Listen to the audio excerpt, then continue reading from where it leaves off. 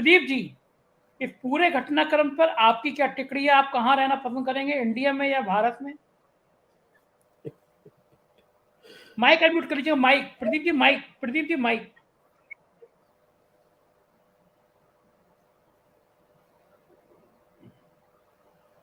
Pradeep ji, mic mic वो करिए, mic नहीं हो पा रहा अभी आपका। मुझे लगता है कि प्रदीप जी के नेटवर्क में कुछ प्रॉब्लम आ रही है। प्रदीप जी से हम दोबारा दोबारा जुड़ते हैं। राकेश जी, आपको कौन सी जगह अच्छी लगेगी, भारत या इंडिया? एक हाँ, अब ठीक है। देखिए, हाँ ये जी, जो है ये जब भारत, हाँ, ये इंडिया भारत का मामला नहीं है। ये जैसा सबने कहा कि ध्यान भटकाने का मामला, एक डरा हुआ, बौखलाया और कोई राह ना पाने वाला आदमी। लेकिन एक सीमा होती है। आप हमें नहीं बौखला रहे हैं, आप नहीं बौखलाए हैं, आप देश को नहीं पागल बना रहे हैं, आप फॉरेन कंट्रीज को भी पागल बना रहे हैं। उनके पास भी पहुंचा हुआ कि प्रेसिडेंट ऑफ भारत। आप सोचिए क्या अपनी हालत हुई होगी। वो क्या सोच रहे होंगे कि अचानक क्या हो गया। भारत का कॉन्स्टिट्यूशन का प्रीएम्बल चेंज हो गया, बेसिक स्ट्रक्चर चेंज हो गए हैं। ये कैसे, आज तक जो इन्विटेशन में रहता है, आज तक जो भी था वो प्रेसिडेंट ऑफ इंडिया या भारत का राष्ट्रपति था, वो कैसे ये हो गया। मतलब आप ध्यान बटाने के लिए कीजिए, नाचिए, करतब कीजिए, तरह तरह का मेला लगाइए, ठेला लगाइए, हेलीकॉप्टर से फूल बरसाइए, कांवड़ियों को ये सब कीजिए, सनातन धर्म पे हल्ला कीजिए। लेकिन ये मजाक, आप स्पेशल एक हफ्ते का सेशन बुला रहे हैं, एजेंडा किसी को नहीं मालूम। आप वन नेशन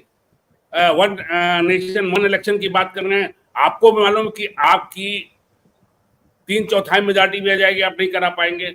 हम लोग सारे लोग, पूरा देश चिल्ला रहा है क्योंकि आप यही चाहते थे।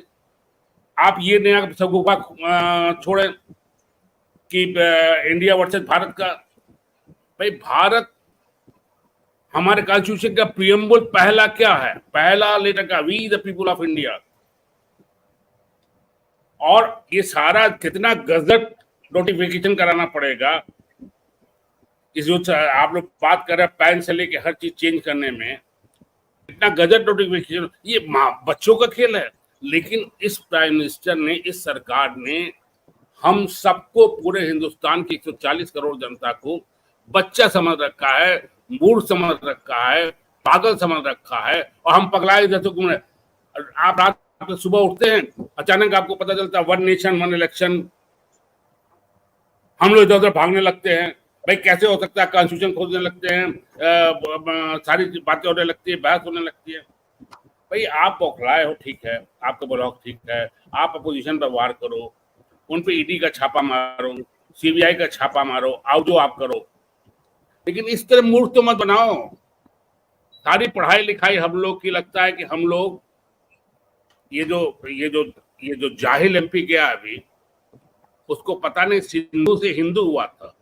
वो स को ह कहते थे। ये आज नहीं, हजारों साल से, मतलब सैकड़ों साल से इतिहास में लिखा चला। आरसी मजमूदार से लेकर सबने लिखा है कि वो स को ह कहते थे, इसलिए हिंदू का। इसीलिए अब सनातनी धर्म की कहते हैं, हिंदू धर्म नहीं कहते हैं। अब इनकी अपनी मानसिक कीड़ा है संजय जी, इनका अपना मानसिक पागलपन है, उसमें आप घूमे, आप इतिहास को इधर उधर करते रहे, उस पर बहस चलाते रहे। आप बेसिक स्ट्रक्चर पे उपराष्ट्रपति से कहलवा लीजिए, आप लॉ मंत्री से कहला लीजिए, आप लोग जो मन है वो करिए। लेकिन कृपया इस तरह की नहीं कीजिए कि हमारी बाहर भी बदनामी। आप विश्व गुरु बनने चले थे। ये बौखलाहट इनकी दो कारण थे। एक तो अडानी के मामले में पूरा फंसे हैं। आप ये देखिए, अडानी के मामले में एक भी मंत्री, जब दूसरा अभी आया, पक्ष लेते हुए नहीं आया। चाहे वो राजनाथ सिंह हो, चाहे कोई नहीं आया। वो खलबलाएं अपने बीजेपी के अंदर से भी। दूसरा, ये इनकी आदत रही है कि इंटरनेशनल और बायोलेटरल रिलेशंस को ये अपने हक में, हिंदुस्तान में अपनी राजनीति के हक में घुमाते रहे हैं। ट्रम्प को अहमदाबाद घुमाएंगे, किसी को बनारस घुमाएंगे, ताकि वो हिंदुस्तान के शहरों में ले जाके वो इन बायोलेटरल इंटरनेशनल संबंधों को भारतीय राजनीति में घुमाते रहे। को भी इन्होंने पूरा बुलाने की कोशिश की।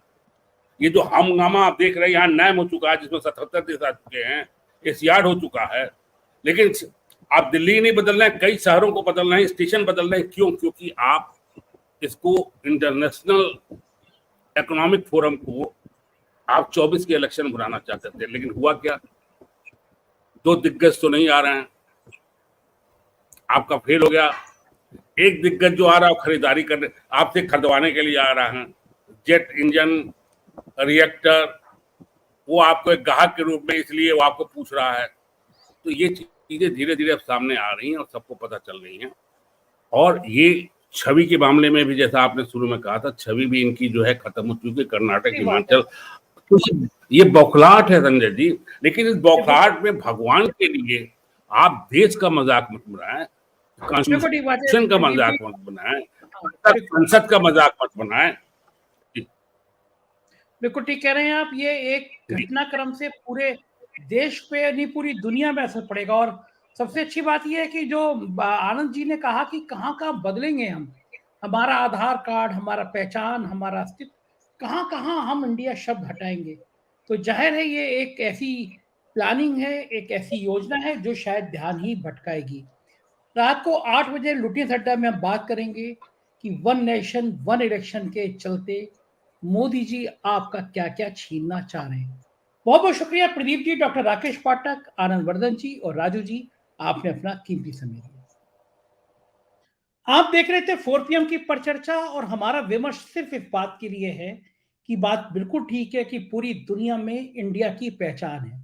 हम बिल्कुल कह रहे हैं कि आप अंग्रेजियत को मिटाइए, आप अंग्रेजी की मानसिकता को मिटाइए, लेकिन उससे बेहतर तो बनिए। आज भी आपके अड़ोस पड़ोस में आपके साथी दोस्त क्यों कहने लगते हैं कि यार इससे तो अंग्रेजों का जमाना अच्छा था। हम उस कितने त्याग के साथ अपने देश को आजाद कर पाए, हम कितने बलिदान के बाद हम अपने देश को आजादी के शिखर तक ला पाए, तब भी लोग कहें कि अंग्रेजों का जमाना अच्छा था। तो ये हमारे लिए डूब मरने वाली बात है। हम इस देश को इतने शिखर तक तो ले जाएं, हम इस देश को इतने सर्वोच्च स्थान तक तो ले जाएं। और देश को मजबूत बनाने के लिए दिलों को मजबूत बनाना पड़ता है, और दिलों को मजबूत बनाने के लिए दिलों को जोड़ना पड़ता है, जो अफसोस के साथ हुकूमत नहीं कर रही है। मुझे आपके कमेंट का इंतजार रहेगा।